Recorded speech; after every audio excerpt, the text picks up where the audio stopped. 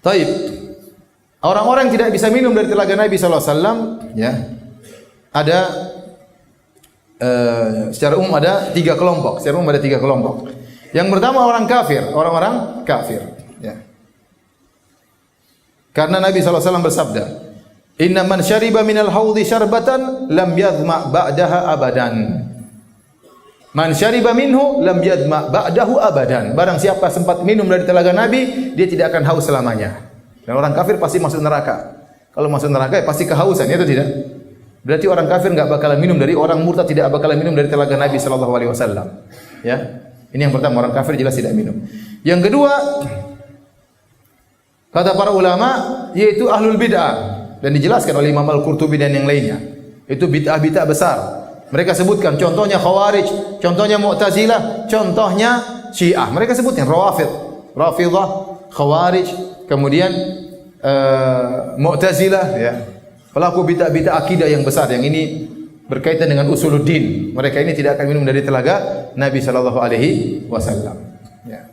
Kemudian di antara yang disebut oleh para ulama yaitu adalah orang-orang adz-dzalimun, orang-orang yang zalim, al-musrifun fi dzulmihim, yang sangat parah dalam kezalimannya. Ya, seperti para penguasa yang zalim yang telah menzalimi mungkin ribuan rakyat, mungkin ratusan ribu rakyat, mungkin jutaan rakyat. Orang seperti tidak akan minum dari telaga Nabi sallallahu alaihi wasallam. Adapun pelaku maksiat, ya, pelaku kesalahan sedikit-sedikit masih bisa lah.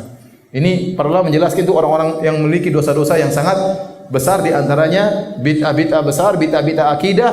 Yang kedua adalah berkaitan dengan orang-orang yang penguasa-penguasa yang zalim, ya, yang merubah hukum-hukum Allah Subhanahu wa taala kemudian menzalimi rakyat dan masyarakat. Kenapa? Karena waktu Nabi sallallahu alaihi wasallam ingin menyambut mereka, tiba-tiba mereka dihalangi. Kemudian Nabi berkata, "Ummati, ummati." Ya Allah, itu umatku. Ya Rabbi, umatku. Maka dikatakan kepada Nabi, "Innaka la tadri ma ahdatsu ba'dak. Innahum qad ghayyaru wa baddalu." Kau tidak tahu apa yang telah mereka lakukan setelah peninggalmu wahai Rasulullah. Sungguhnya mereka telah merubah-rubah dan mereka telah mengganti-ganti. Nah, merubah dan mengganti ditafsirkan oleh para ulama dengan dua, yaitu orang yang mengganti-ganti hukum Allah atau orang yang mengganti sunnah-sunnah Nabi sallallahu alaihi wasallam dengan bid'ah-bid'ah yang mereka lakukan. Dan ini juga dalil para hadirin dan hadirat yang dirahmati oleh Allah Subhanahu wa taala, bahwasanya Nabi tidak tahu apa yang terjadi setelah beliau meninggal dunia. Nabi bercerita, waktu saya lagi di telaga, tiba-tiba ada orang ingin datang menemuiku, tiba-tiba dihalangi. Kemudian saya bilang, "Ya Allah, itu umatku, kenapa dihalangi?"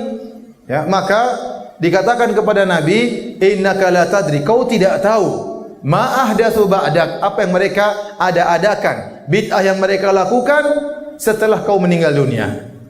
Ini dalil yang sangat tegas bahwa setelah Nabi meninggal dunia dia tidak tahu apa yang terjadi setelah itu. Paham? Dalilnya sangat jelas, hadisnya mutawatir. Ya. Maka tidak benar perkataan sebagian orang bahwasanya Nabi keluar kemudian jalan-jalan, ya, mampir ke rumah Habib Fulan misalnya, ya. Seperti tersebar di YouTube, ya. Ada orang ingin pergi ke menziarahi kuburan Nabi, tahu-tahu dihalangi oleh Fatimah. Fatimah lagi bangkit dari kuburan. Mau ke mana?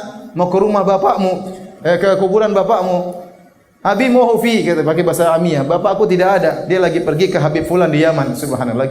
Jadi kuburan Nabi lagi kosong. Nabi lagi apa? Keluar.